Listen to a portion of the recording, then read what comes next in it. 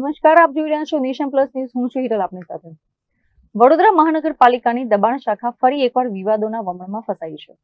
Maneja crossing પર ઇડલી વેચીને પોતાના પરિવારનું ગુજરાન ચલાવતા ઓમ જોશી નામના યુવાન સાથે દબાણ શાખાના કર્મચારી દ્વારા અભદ્ર વર્તન કરવામાં આવ્યું હોવાની ચોંકાવનારી ઘટના સામે આવી છે. વડોદરાના માણેજા વિસ્તારમાં ઓમ જોશી નામનો યુવાન મહેનત મજૂરી કરી એકલા હાથે પોતાનું ઘર ચલાવે છે.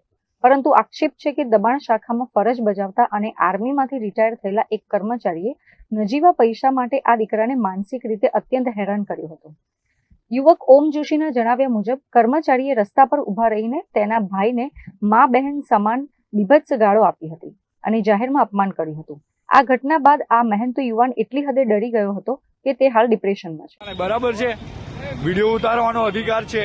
અરે યાર, પહેલા લીધું બધું સામાન લીધો, સામાન ખબર નથી કે સુરતની વાત કરે. 18 તારીખે હું સુરત ગયો હતો, પોલીસની ભરતી હતી એમાં, અને હું દુકાન ચલાવું છું ઇડલી મેંદુવડાની. ત્યાં આગળ એક સાહેબ આવ્યા અને ત્યાં આગળ એમને મેંદુવડા માંગ્યા ઓછા ભાવમાં. અમારું 30 રૂપિયા 2 મેંદુવડા છે, તેમને 30 રૂપિયામાં 3 મેંદુવડા માંગ્યા. તો મારો બ્રધર ત્યાં દુકાન પર ઉભો હતો, હું સુરત ગયો હતો એટલે. તો મારા બ્રધરે કીધું કે સાહેબ 30 રૂપિયા મેંદુવડા અમને નહીં પોસાય. તો પણ છતાં પણ મારા બ્રધરે આપી દીધું. અને પછી તો પણ છતાં પણ સાંભાર ચટણી એક્સ્ટ્રા માંગ્યું, બધું એક્સ્ટ્રા માંગતા હતા. એટલે પછી મારા બ્રધરે કીધું કે સાહેબ રવા દો, અમારે કંઈ નથી આપવું, એવું કીધું સાહેબને. તો સાહેબ ખોટી દાદાગીરી કરીને ગાળાગાળી કરીને અમને ધમકી આપે કે ભાઈ અમે તને પોલીસ સ્ટેશનમાં જઈને હમણાં તારા દંડા ફાસ કરી દઈશ ને એવી ધમકી આપી અમને. અને વીએમસીને અમારી ઊંધી કમ્પ્લેન કરી દીધી કે ભાઈ આ લોકો દાદાગીરી કરીને ધંધો ચલાવે છે, એવી કમ્પ્લેન આપી દીધી. એટલે વીએમસી વાળા એ અમારે ત્યાં કહેવા આવ્યા કે ભાઈ તમે 2-3 દિવસ દુકાન ના લગાવશો. અમે છતાં પણ શુક્રવારથી રવિવાર સુધીની દુકાન નથી લગાવી. સોમવારથી એવું થઈ ગયું કે ભાઈ ઠંડુ થઈ ગયું છે તો સોમવારથી દુકાન લગાવી.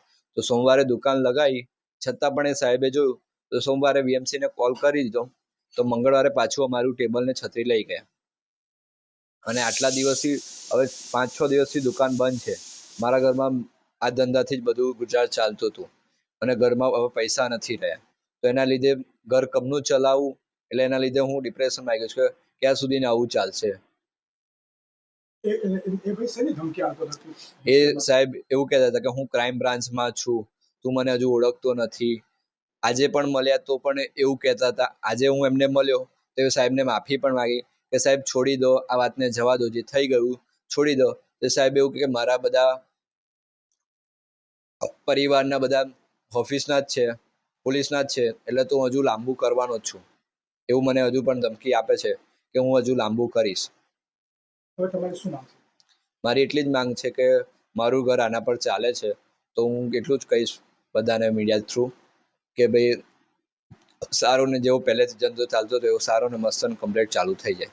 ઉલ્લેખનીય છે કે ઓમ જોશી એ જ યુવાન છે જેને રાજ્યના ગૃહમંત્રી હર્ષ સંઘવીએ પોતે સન્માનિત કર્યો હતો.